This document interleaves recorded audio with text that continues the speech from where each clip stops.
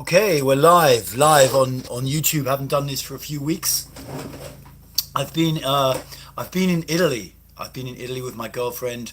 I was running a 2 week event here at Osciolina, the community where I live, and I couldn't. I did a little bit of live stream then, but I didn't do make too many videos. Just try and sort this here.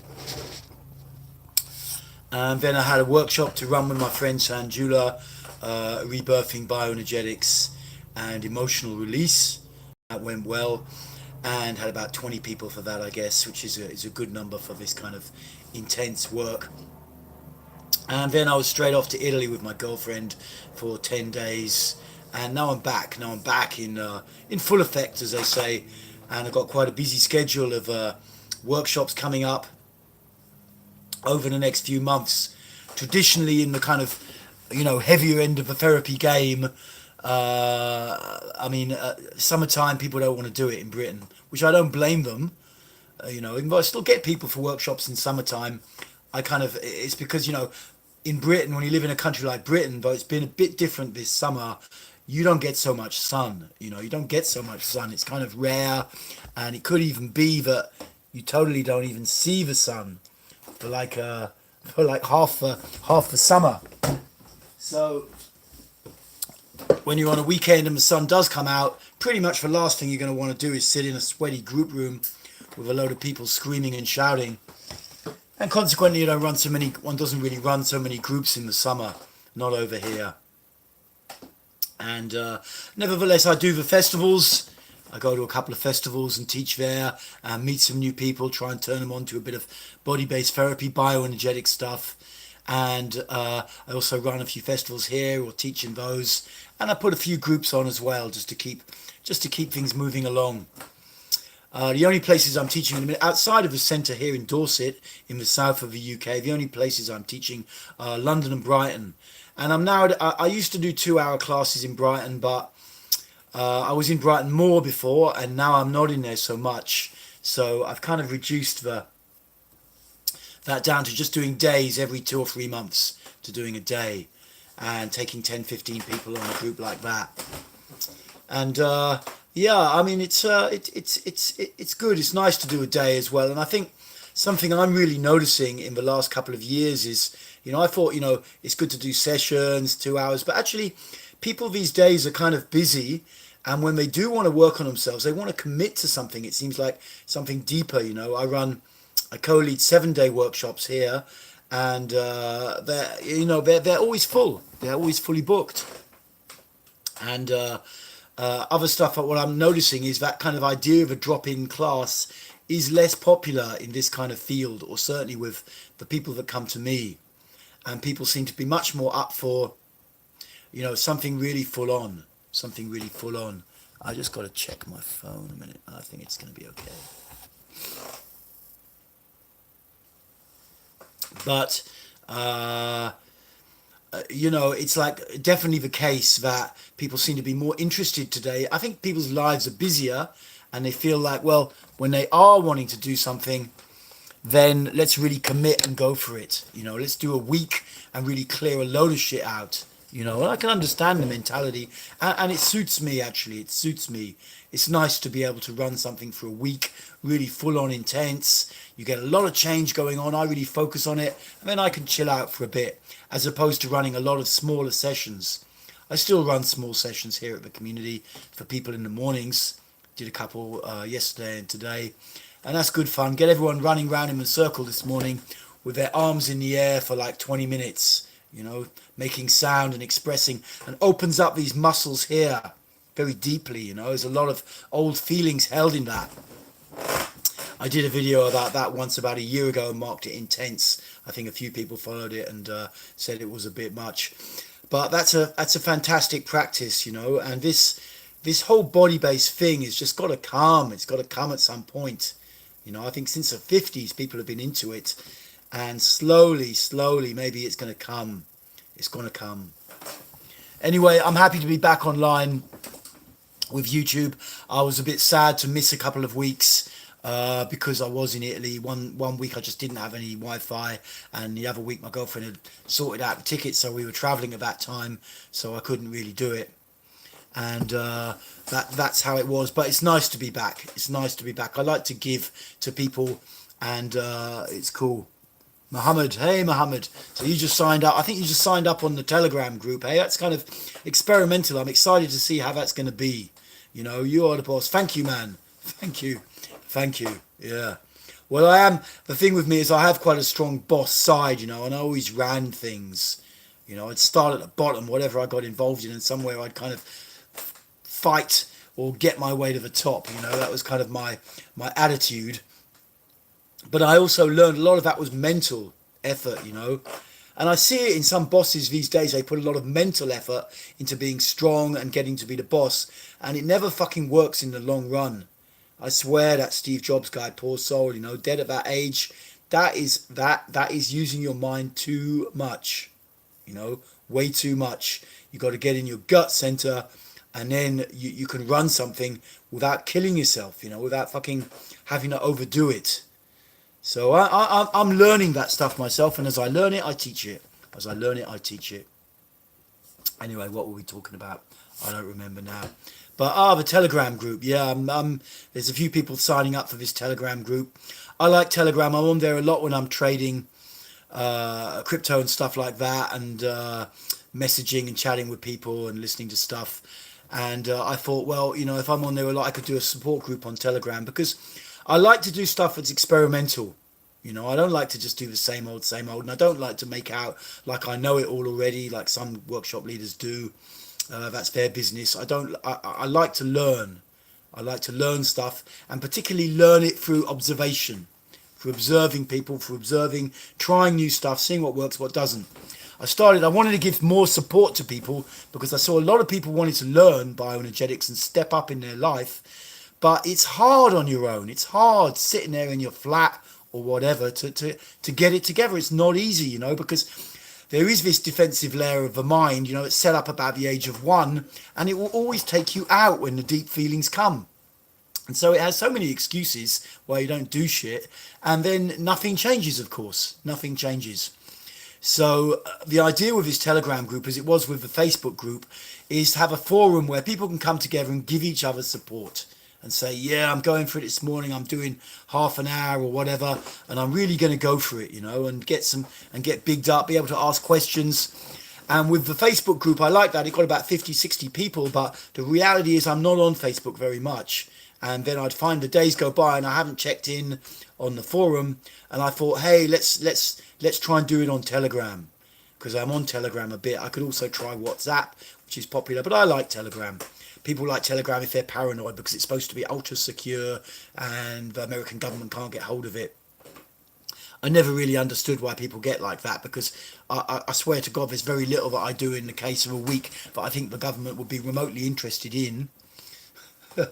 You know, I don't have such a, I mean, actually I have been involved in crime when I was much younger a bit, and I was followed around by the cops for quite a while once, and they kept this whole dossier of all my activities for like 3 months or something like this, and they showed me this, and I was embarrassed, man.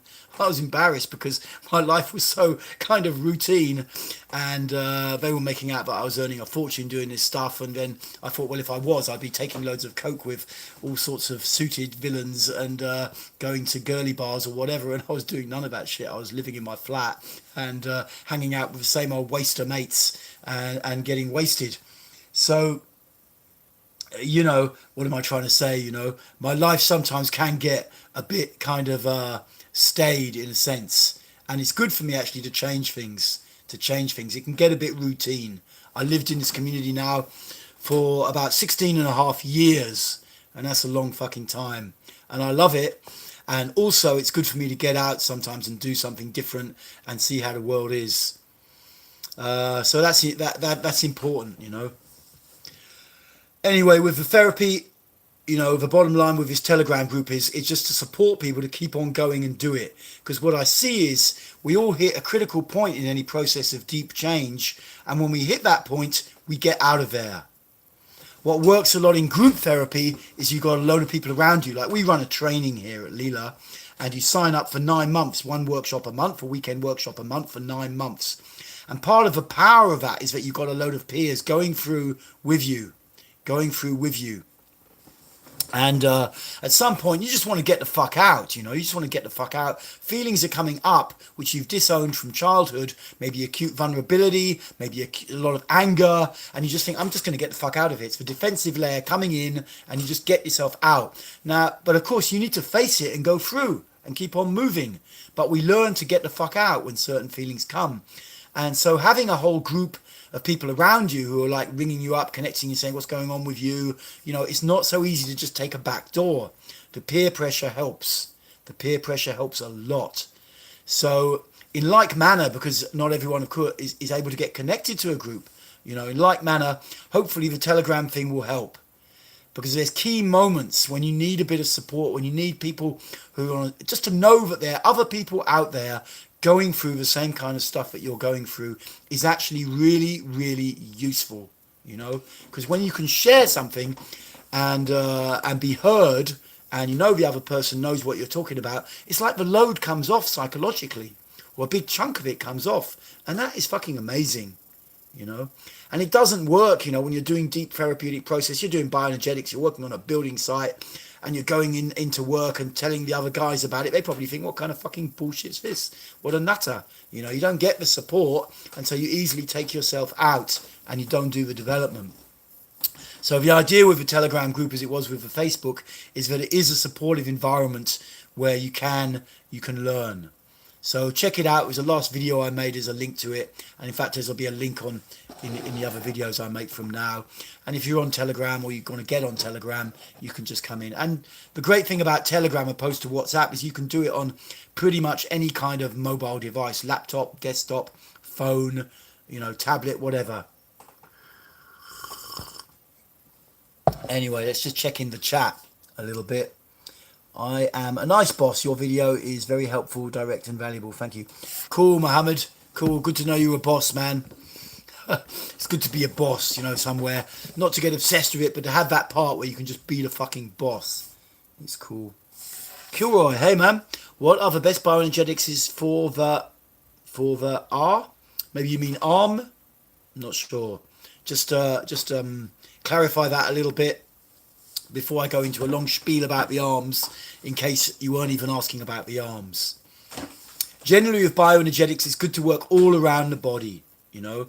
And yeah, you can focus if you've got tension in a certain area, but there's classic things, you know, that you can, because the brain basically will distribute holding patterns around. And yes, there will be a lot around the gut, there'll be a lot around the back of the heart, there'll be a lot around the throat and the neck, and there'll be a lot in the lower back. For sure, but basically it's distributed all over, you know. One of the things about bioenergetics is it is quite scientific in a way, you know, compared to some therapies, but also you have to be able to drop too much hard objectivity and wanting to know, what do I do about exactly this, you know, which bit of the body do I push to make it go away, because it's unlikely to be quite as precise as that, you know. The body doesn't really work that way. Anyway, if you've got any questions and you want to put it out, just go for it and put them out, because that's what I'm here for. Tonight I'm actually I'm going out after this. I'm going over to Frome, a little town, like kind of trendy town now, about 20 minutes, half an hour drive away from me. And actually going to go see a buddy of mine who also teaches bioenergetics a lot. He doesn't do it so much these days. Rakendra, Rax Blakey, old friend of mine from the old days, from about 15, 20 years ago. And he was teaching, one of the first people teaching from a Brazilian school in the UK. And he's now more into Kambo, which is this frog medicine, you know, from they take something out of frogs. I've never done it myself, and zap it into your arm, and it creates a kind of detoxification healing process. Quite a few people getting into that, and he's one of the main people in the UK. He's one of the main people for that in the UK. So I'm going to go and hang out with him and go for a beer and maybe have a little bit of food. Oh, another question. Cool, man. What's the best bioenergetic exercises for the pelvic area, between the lower abdomen and above the pubic area? I mean, the pelvic area, you can definitely do some... There's some pelvic rocking and goes into pelvic bumping. That's on my website somewhere. on the YouTube channel rather somewhere.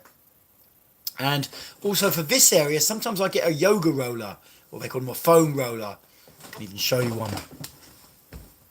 I have it somewhere over here, and you know, you can roll around on that, put it under your belly. Just be careful with it because you don't want to hurt your belly, you know. Be careful with this stuff when you start. But you can roll around on that very, very slowly, maybe taking 10 minutes and moving every 3 minutes, just like an inch or two. Slowly rolling around your belly. I've got a video on that as well, you know. The thing with the stomach is you've got to go in gentle. You've got to go in gentle with the stomach and the pelvic area. And also it's a lot about opening up and feeling. When you do pelvic rotation, which is a movement where you rock the pelvis, this and that, pelvic rocking, or pelvic bumping even, pelvic, yeah, you gotta go in gentle, really. You gotta go in gentle and really breathe and feel your way through. But those are great exercises to do. They really open up the body. And you know, when I'm leading them in a group, sometimes I've got a whole bunch of people literally bouncing off the fucking mattress by the end, you know. It's amazing how much stuff is in there. And when you set the pelvis free, you know, the mind really tries to control the pelvis because the pelvis is where sex is. It wants to keep it all under control. But when you get the pelvis somewhere, it gets free, man, body just jumps all over the fucking place. Jumps all over the fucking place, releasing stuff left, right and centre. It can be incredible. It says, I have a lot of tension there and I unconsciously hold it all the time. Well, it's great that you're aware of it, you know, because it also, you know, a lot of people just aren't aware of it. They're locked up to fuck and they have no clue. They have no clue. I think it causes a lot of premature ejaculation issues. Yeah, can be. I mean, certainly feeling more free and relaxed in your pelvis. You know, when I was being sexual a few years ago, when I was having a lot of sex, I'm still doing okay, but I never really had premature ejaculation so much, but I'd always try and control a lot. You know, I'd always try and control a lot. And I often had a fear of losing my hard-on, so I'd want to get it in there quick and get to it, you know, before I lost it, you know. So my mind would get very tense and I'd go on this track, you know, and it doesn't really give you a very satisfying sex life. You know, it's okay, it's better than nothing, but it's not so satisfying. And opening up this pelvic area, like you say, is really, really great and very supportive. Very supportive that you can feel okay with your sexuality, you know. I'm going to be teaching more sexuality stuff next year. I'm doing like a 7-day sexuality intensive here. That's going to be full on, where you can really get into it fully. You know, I think that's going to get fully subscribed pretty quickly. Yeah, sex is a big fucking issue in our society, basically. You know, if you're sexually happy, then you're going to be happy, pretty much. You know, even you might have a shit job, cleaning toilets. If you're sexually happy, you're probably pretty happy. You know, and so many people, they aren't very sexually happy. And they try and make up for it by doing other stuff, getting a load of money, or, you know, having to be the boss, pushing themselves real hard in things. But underneath it all, we come from a culture of immense sexual repression. The main spiritual teacher that affected me was a guy called Osho, quite famous, controversial man, the Bhagwan Sri Rajneesh, and he talked a lot about sex. He talked a lot about sex, you know, because essentially, you know, somewhere he said, you know, the priests and the government have got it sewn up, and the pornographers. The priests and the pornographers have got it sewn up. The priests tell you it's not okay, and then the porno, and you know, they make money on the church from that, and then the porno guys come along and sell it to you, you know, and they make money out of that, you know, and the whole thing's a fucking scam, basically. If you're sexually happy, then basically you are happy, you know, you're happy. You can put up with quite a lot of crap going on in the rest of your life if you're sexually happy, if you feel okay to go up to people and let them know somewhere other that you fancy them. So many people can't do it, you know, they can't do it. You know, it's really worth learning about sex. Must I try to relax the tension or just observe it and breathe? Well, I would not try too hard to relax, you know. That generally becomes a huge mind fuck, you know. If you feel really tense and then you've got to go and meet someone and you want to be relaxed, you know, I can see my mind going round in that situation. I've got to fucking relax. I've got to fucking relax. You know, it's not really helping. It's not really helping. What I would advise more is to what you're saying, to breathe and feel. Breathe and feel what's going on in your body. You know, so often the mind will go in a program, even on the cycle of a day. I find it at certain times of the day, around late morning, around mid-afternoon. It's like my mind just wants to kind of do something about something. I'm not even really clear of it, you know. But then I catch myself and I just think, okay, I'm going to sit down, I'm going to breathe, and I'm going to feel, you know, and then something can process. It's so fucking simple. It's so fucking simple, and people pay a fortune for therapy. It's madness. It's total madness, you know. And it's not necessarily going to cure everything. With bioenergetics, we also work by really opening the body and looking for the repressed stuff. But when stuff is just coming up on a daily basis, which often it does, cyclic, you know, we get cyclical in our day with food, with sleep, with stuff, and stuff comes up at certain times. We might want to eat, we might just want to go and do something. But if you catch it and you breathe and feel, a lot of stuff starts to change. A lot of stuff starts to change. Breathing and feeling. Breathing and feeling is such a key. And then when you get that, you get it kind of through a layer, you start to use the bioenergetics to open up more. And then you can release more. All this work is going on a deeper level inside the emotional body.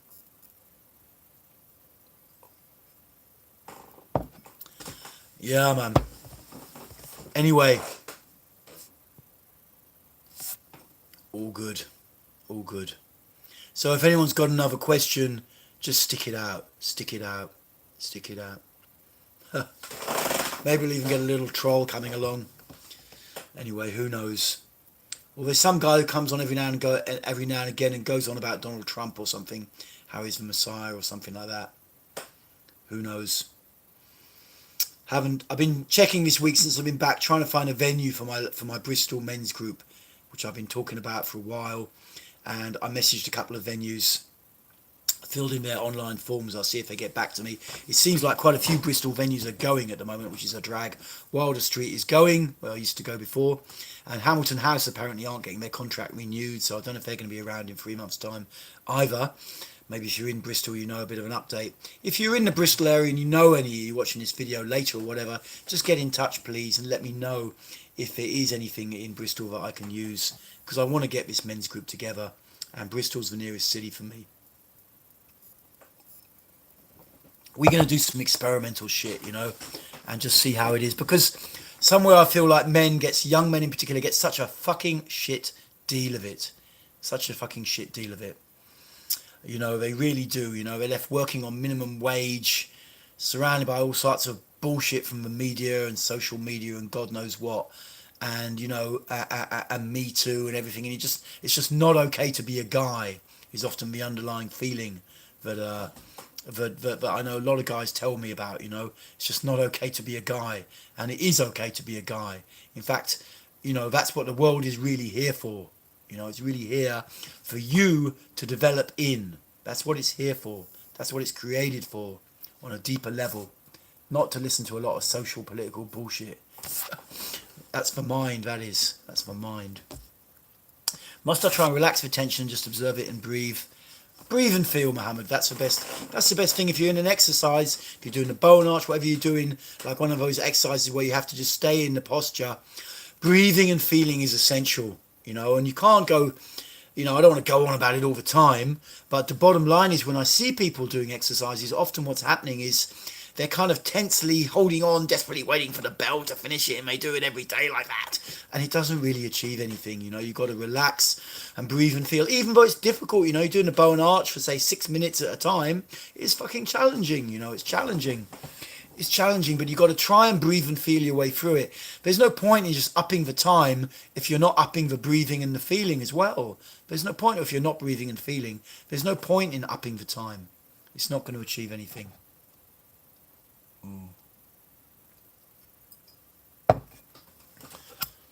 Anyway, I'm going to rock along for a little while. I'm going to have a few peanuts, actually.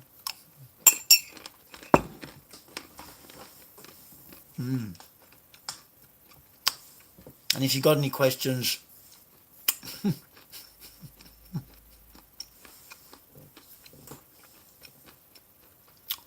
then please feel free to put them out.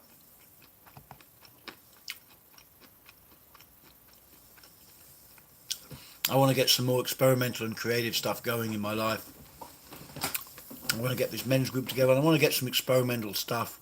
I want to take it to the edge a bit. You know, when I look back at my life being 57 years old, I always took things to whatever extreme I was capable of doing it at the time. I always did that, you know. I was a squatter for a while, about 8 years, back in London in the 80s and stuff. And we would do some crazy fucking shit. And when I look back, I always took things right to the edge. And that's a learning journey, you know. It's a real learning journey when you take things to the edge. So many people, all they want to do is just fucking play safe. It's like bullshit, you know. What do you want to do that for? What are you playing safe for? For your little mind trip, you know.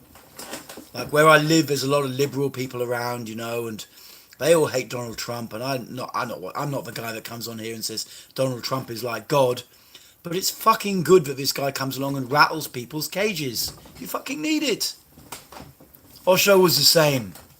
You know, attracted something like the attention of 50 to 100,000 people while he was going for it in the 70s and 80s. And he rattled people's cages. And you have to fucking do it. And I'm slowly learning to step up and do it. You have to do it. You have to do it because the cage is the mind. This thought-based reality that people just think is so fucking great and is actually torturing them to death, basically. Stressed out, you know, incapable of getting their lives together, trying to think their way through life. You know, it's bullshit. It's complete fucking bullshit. And you have to stand up and say it sometimes. You have to stand up and say it and be willing to take a position. I was so inspired at times in my own development by Osho and by this guy who's like, you know, he's like under 5 foot tall or something. And he just stood up to the whole of Western society. Didn't give a shit. Didn't give a shit what anyone thought. He didn't give a shit. And they probably killed him as well. He didn't care about that either, you know. It's like, and there is something in that I found totally inspiring, you know, because I lived a life, fear-based life, you know, afraid to just go up and speak my truth, afraid to just put it out, afraid of what people would think of me, you know, afraid of what would happen if I just fucking put it out. And so I have to learn more and more how I can step up and keep taking risks. It's important for my development, you know. When people hit 40, sometimes they start to think about retiring. It's fucking bullshit. It's the last thing you want to think about at 40. You want to think about how you can step up and carry on challenging yourself. Because if you don't, you'll just fall asleep somewhere and die inside yourself, basically. Go to repeating stories around your mind telling you you're not. Shakavak, I apologise if I don't pronounce your name quite right.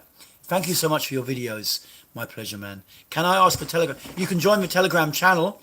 If you look for Dev's bio support group, you might find it. Or you look on one of the videos, the last 2 videos I made, you'll find a link for it. You'll find a link and you just go on. How can I support you? Really, you give us valuable things. Well, keep going for it, man. Keep going for it. Because that's what nourishes me, is when I see other people stepping up. I started to step up because I saw other people doing it. You know, I saw Osho do it. I never met him. After that, an Osho follower, Varesh, little short black American guy, I saw how this guy stood up and did his own thing. He created his own centre in Holland. It's still running. He's passed away. He just got up and he fucking did it. Even though all the locals hated it, you know, he just got up and did it. You know, and that has been very inspiring to me, to see someone actually do stuff. Because the whole way the social conditioning works is everyone is in so much fear to step out of a fucking box. They're in so much fear. So a way you can support me, Muhammad, is by you being the most powerful, vibrant, risk-taking guy that you possibly can. That supports me. When I see other people stepping up and really challenging and going for it, I feel inspired, man. I feel inspired. If I'm feeling a little bit down or low, I do some exercise, or I tune into channel and listen to some inspiring guy or whatever, a woman on YouTube, and give myself a bit of positive energy, you know. And a lot of it is, you know, we just need to get up, because You know, when I'm treating people with depression, what I see all the time is it's like they're tuning in their brain to one stream of thoughts, the bottom line of which is there's no point in doing anything. You have to learn not to tune into that fucking channel all the time. And in likewise, even people who don't have depression in their life, you know, but they still go down quite a bit, there's that channel that you're tuning into. And actually, you need to fucking move your body when you feel like that. But it's hard to do it. It's not easy. Mind is very powerful. This mind is very powerful. Shakaback. Hey man, thank you so much. And can you say any exercise to release anger? That is what so many people also ask me. I mean, I worked a lot with anger, and if you want to release anger, as opposed to, I'm also trained in anger management, which is a different thing. If you want to really release anger, you got to start going to workshops more, I would say.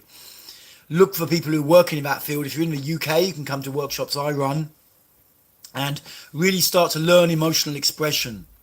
You know, you can also look for a workshop called, or a session that's called the Humaniversity on Meditation. It's got a stage 12 minutes of screaming and shouting at people in it. It's very powerful, you know. It's not easy to just release anger. I don't teach that stuff so much on YouTube because, you know, I don't want people screaming and shouting at each other and maybe getting in fights or fuck knows what. You need a bit of training. Oh shit, my alarm's gone off.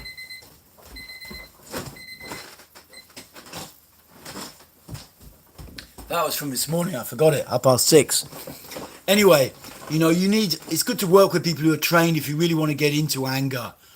You can also work with it with bioenergetics, because bioenergetics starts to integrate all the feelings. Do the bow and the arch every morning. You know, it starts to open the body and integrate repressed material. And it actually makes it easier to go into the feeling and be okay then. Anger, there's a lot of anger around, stored around the gut, stored all over the body. And there's not a simple answer to it. You know, there's not a simple answer.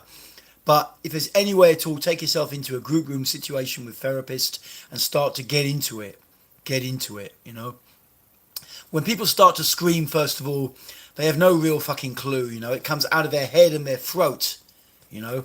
I even follow a guy, he's a good guy actually, Dan Pena on YouTube, you know. He's coaching a guy I know, Jason Capital. And but when I see him screaming, he's screaming from his fucking throat and his head. Comes across as an angry old man, you know. And I see so many people doing this. You get a little bit of release, but you have to get in the gut, down in your belly, if you want to really put it out and get a full body release, you know. So that is also something you can work out, you know, with anger. But there's no simple answer. Otherwise, you can do anger management. You know, you can learn CBT, reframing stuff. And that's okay, you know, it can be useful. I found it very useful to do some CBT. I did an online course in anger management and got a diploma, and I found it very useful because I'd done a lot of anger work, screaming and shouting, but sometimes I was just kind of like a nuclear missile getting programmed to go off all the fucking time, and I was a very angry motherfucker for a long time, you know. I was a punk in my 20s and screaming and shouting and fighting all the fucking time, not so much physically, but always getting in RG. And you know, I would condition myself to go into anger a lot of the time, and there are ways you can change that. The firework is a popular metaphorical diagram for anger, and they use that in anger management courses in the US, and it's very handy to understand the cognitive elements. You know, it's good, but the release is also good, and then you get a lot of development when you work with a release, really putting out from a gut level your anger, you know. And also when, you know, it's very, very useful for people who've been stuck in the nice guy mode. You know, they don't want to get angry and they're starting to realize their lives are pretty fucking shit and starting to draw some, you know, tags in between mentally, like, okay, maybe it's because I can't get angry. You know, I suppress it. Everyone can get angry, you know. People still come to my group sometimes telling me, oh, I don't get angry, you know. I mean, unless you've got something severely wrong with your brain, which mostly you wouldn't be coming to a group if you had, you know, you're just suppressing it, that's all. You're just suppressing it. Anger's there from your evolutionary history to maintain your boundaries, basically, to maintain safe boundaries, you know. Anyway, let's check the chat a little bit. Is anyone else? Anger is great, really, but of course, it can fuck your social life up quite a lot if you're really getting angry all the time. When I was in my teens and in my 20s, I had to become a punk because I was so fucking angry. I wanted to get a social group and I wanted to get a girlfriend, but I was too angry to fit into normal society. I was fucking raged all the time like a not really going out punching and fighting and beating people up, but just this mental rage all the time being projected out onto certain situations in the world, you know. So I had to become a punk because they were all angry as fuck as well. That's the only way I could find a social group that would have me, basically, where I felt like I could fit in. Any other kind of social group, I didn't have no fucking chance. So anger can be really a big deal in our society, but it is so worth the investment to do some workshops and get clear with it, you know. It's really, really worth it. Okay, guys, if you've got any more questions, feel free to put them out. I'm going to do about another 10, 15 minutes, something like that. And also feel free to check out the Telegram channel and sign up to that. That's a cool thing, and I'm excited by that experiment. I just want to see where it goes, you know, see where it goes. Yeah. What have I got here? A little cup of green tea.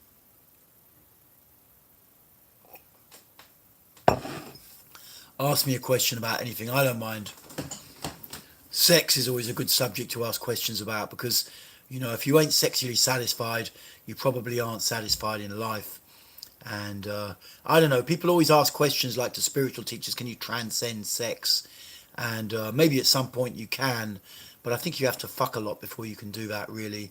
You know, you've got to really get in there and get into it and just go for all the different aspects of sexuality, you know. So you're no longer making it wrong in any way, however people are. This teacher I knew told me, you know, back in the 70s, he was there was a time of kind of, you know, sexual exploration in the UK, in London, and people, you know, the trendy Aquarian age and stuff like that, and people hanging out and shagging each other a lot and just seeing how it went. And he went along to some, I don't know, a load of psychologists and therapists have been called along to some gallery where they were showing loads of really hardcore porn. And everyone started walking around looking at all this hardcore porn.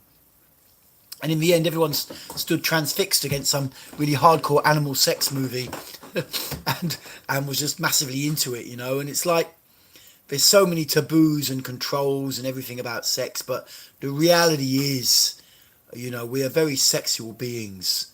We are. And the culture represses it massively. We repress it massively. Everyone uses it to sell things all the fucking time.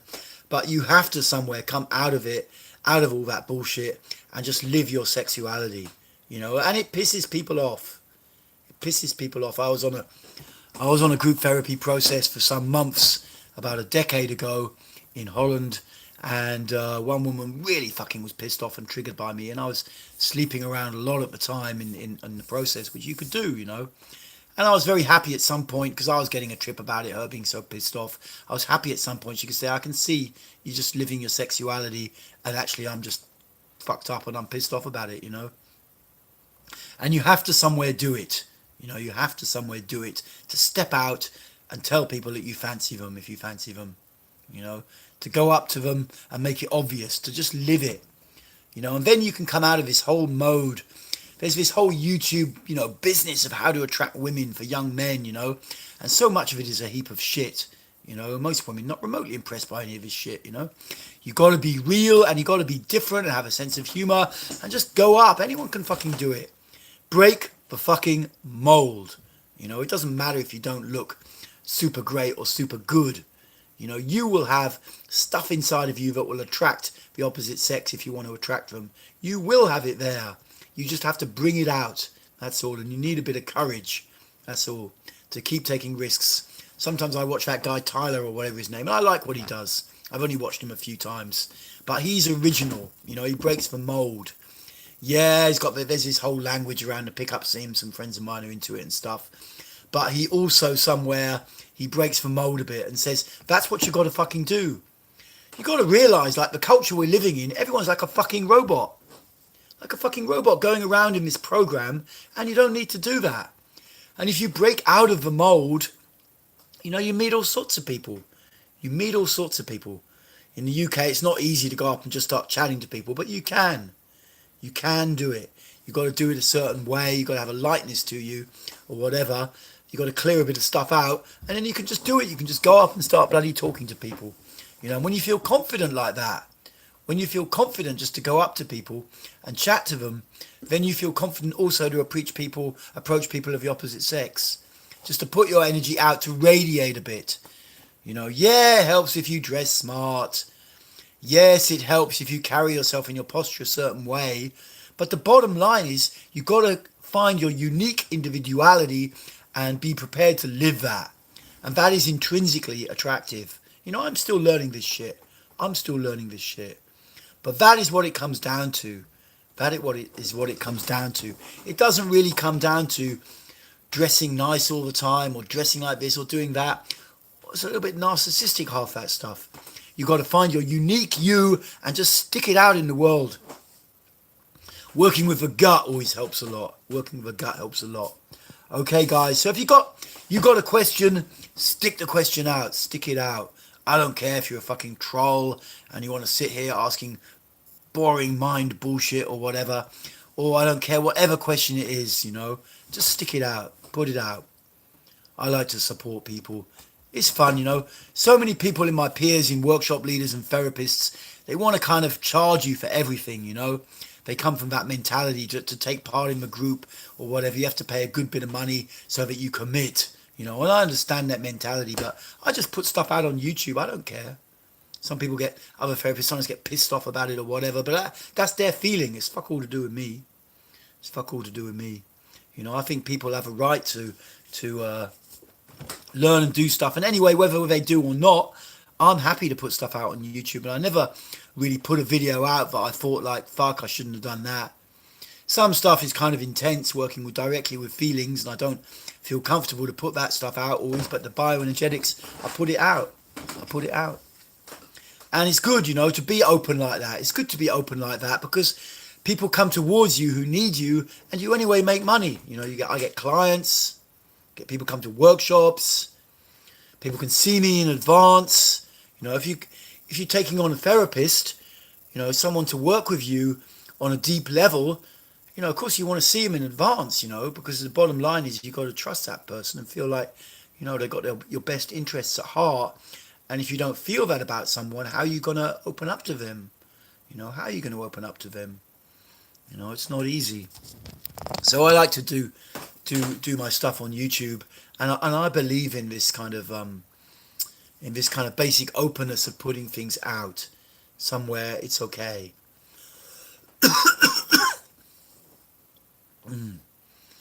Now I did the cold showers for a long time. I didn't really get ill, you know, but I got like right after this festival that I was holding until the middle of August, everyone in the community got really fucking ill, and then I got it just as I was going away. I was running a group and I could feel it coming in my throat. And I was in Sardinia for a week, and it was on me for a day really bad, but I just kept moving my body. I wouldn't let it get me, and I had a couple of cold showers, which felt like the worst thing I could possibly do for myself in that space, and it worked. And I've got a little bit of a cough here and there now. Just ate some peanuts, they're a bit dry as well. And I'm still coughing a little bit of stuff up, but it hasn't stopped me in the slightest. I love this cold shower shit.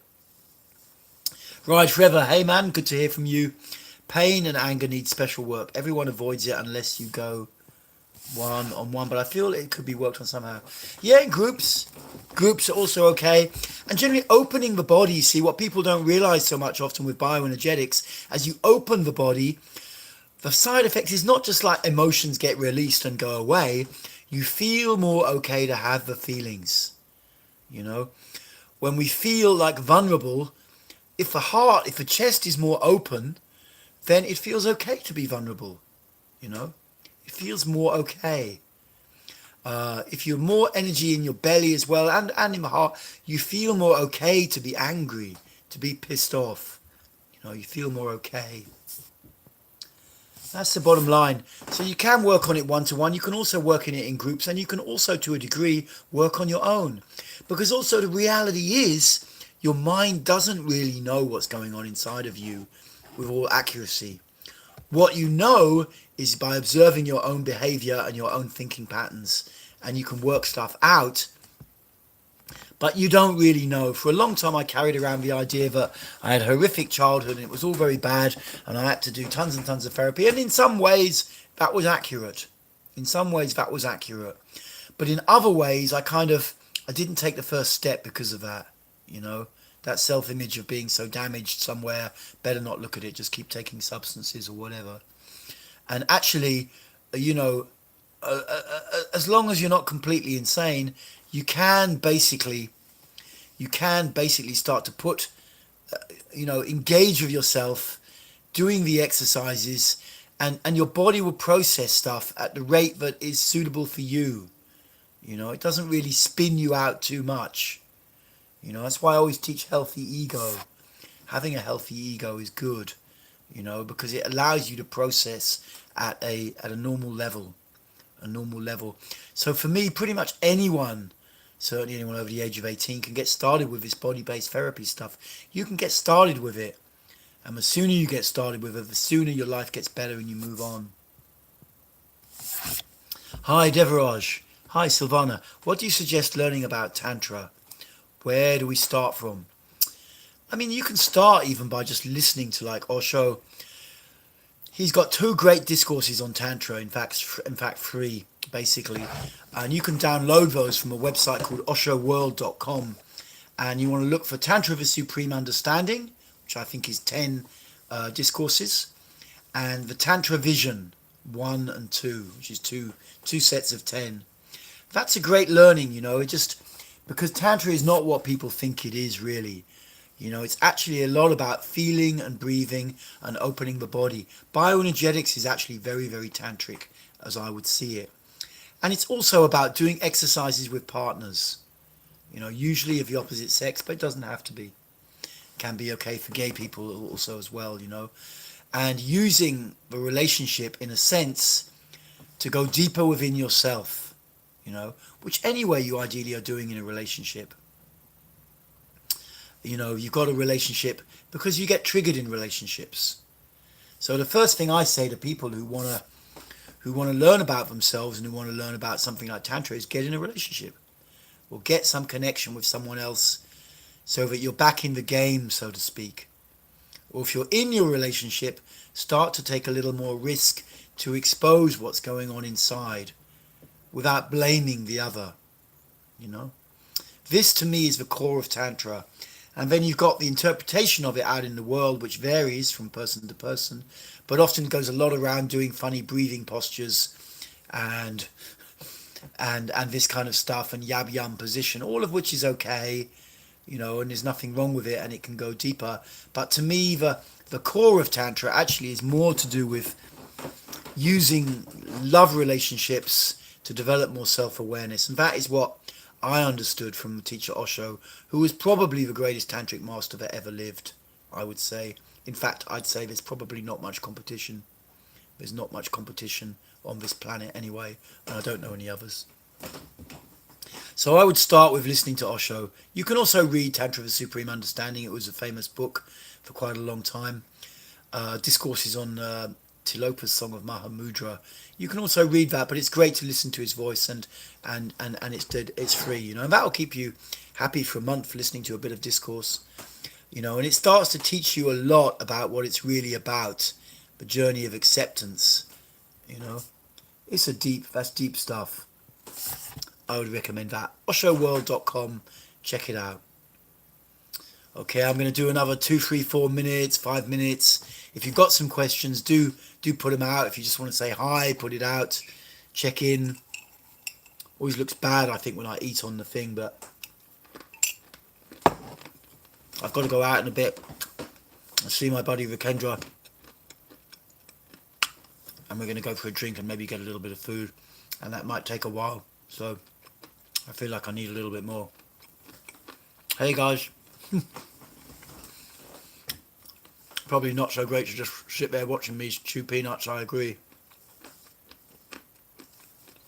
Am I getting too blasé? Anyway, if you have a last question, please put it out. If you're interested in the Telegram group, I've got to work out a couple of things with that group as well. Because I see on some Telegram groups I'm on, you get this whole called the group butler comes in when you sign up and tells you about the group, and you have a much shorter link to get into it. And I think that might be a thing called the Telegram supergroup, but I don't know. If you know about Telegram, please message me and let me know. But I've got to check that out. Hey Silvana, I hope it goes good. Download some discourse. Download some discourses. They're amazing. The first one of Tantra Supreme Understanding. What a beautiful discourse. He's just sitting there and he's talking about when he was a kid, you know, growing up, sitting by a river and how he become enlightened and how he's just watching the river, you know, and we'll just spend so long doing that. Okay, I've got about 2, 3, 4 minutes. Give me a nice exciting question or something or whatever. Otherwise, I'm going to let the live stream go. If you got a question, just stick it out. If you've been mind fucking about asking something, just stick it out. Even if you're a bloody troll, giving it the big one, you can just put it out. I don't mind. I'm looking forward. This week my girlfriend's away. She's still in Italy sorting some stuff out with her flat in Rome.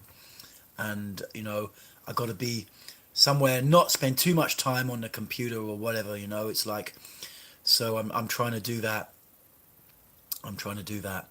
And connecting with people and, you know, just being out in life. And I'm going to go down to Brighton to socialize with some friends. I find when I get in a relationship, sometimes my energy all goes into work and relationship, and I lose contact with friends, particularly male friends, and you know, and I like to, and I want to reconnect, you know. So I've got some buddies down there. What is the best way to work with fear? There's different approaches. The bottom line with fear is really like it's a kind of frozen kind of energy that sits around certain core wounds or core feelings, and really you just got to feel it, you know. And by that I mean feeling it in your body and slowly taking steps towards what you fear. Not jumping towards it, but just slowly, little steps, sitting down and saying, okay, I'm afraid of this. How can I take a little step towards it? You know? That was the approach from behavioral therapy back in the 50s and 60s, and it's still basically good. You're afraid of cats, you learn how to slowly move towards cats. You know, 10 foot away from the cat, 8 foot away from the cat, whatever. And you breathe and you feel the whole way. Everyone has tons of fear, and we have different ways of coping with it. You know, some people they just, what I always used to do was just ignore the fear and just charge towards things, but then I would not really be present in my body. You know, I'd abstract myself into my mind and not really being present. Other people just really go into total, you know, just go in a big mental panic around what's so useful, convinced they can't do that, they can't do that, they can't do that, they can't do that, and not really checking out, is that really true? Is it really true? You got to be gentle. You got to be gentle with it. Okay, a couple more questions. I hope that's useful. What are your thoughts on taking disciples? Well, a lot of teachers get disciples. Osho had a lot of disciples. He called them sannyasins, and that was useful for them. I'm not in the business of taking disciples, but if you need disciple, you know, then, you know, if you want to be a disciple, you know, of something. Not of me, because I'm not doing that act. But you know, if you feel like it's useful for you, the only area to really check out often when you want to be a disciple is it coming from your childhood? Is it coming from your childhood? Is it coming from your childhood? Because for some people, it's like they were so pushed down as a kid, they adopted this strategy that they've got to just be like subservient or something like that. They've got to be subservient. And then, you know, they want to be a disciple, or, you know, they want to surrender to something or something like that. But actually, it's not really coming from deep inside of them. It's more conditioned behavior that they learn to cope with their own childhood. Because that stuff comes, the stuff we learn, how to deal with our parental situation at the age of 2 and 3, those programs continue throughout life. They continue. They don't go away nowhere, you know. See it all the time in people. And you think like you're grown up, and maybe a lot of the time we are grown up. But those childhood programs that we established age 2 or 3, they will continue until you got awareness of them. You will just keep going round the same fucking rotation, particularly in relationships, you know, in relationships, love relationships, friendships. So where were we with the question anyway? But with disciples generally, yeah, maybe some people need that, you know. I think spirituality is changing, you know. It's changing. That's my feeling about it. Anyway, I got about 2 minutes if you've got a question. Someone's asking me some question about cars. I don't know so much about cars, to be honest. I don't know so much about cars. I have a car. It's always in the repairers these days for some reason with the exhaust and stuff. You know, I don't know so much about cars. They go from A to B. There's some flash ones, you know. I got an Audi A4 convertible, black one of the old ones. They stopped making them in 2009, and I feel like, you know, I like that car, so I have to pay quite a lot to get it repaired. The exhaust has been knackered for some while, and I was thinking of getting a flash car. Guy I know's got an Audi R8, you know, 140 fucking grand, you know, lives with his mum, so he can afford it. And when he brings women home, supposedly in this flash car that he's got, and tells them that he lets his mum live with him. I heard that story from the hairdresser, and it made me laugh. Kind of cool. Anyway, that's what people get up to. Often people think you've got to have a flash car.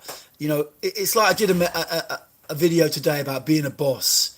It's actually got fuck all to do with your flash car and your flash clothes and your attitude and stuff. It's how do you cope with a fucking crisis, and are you in your gut, really?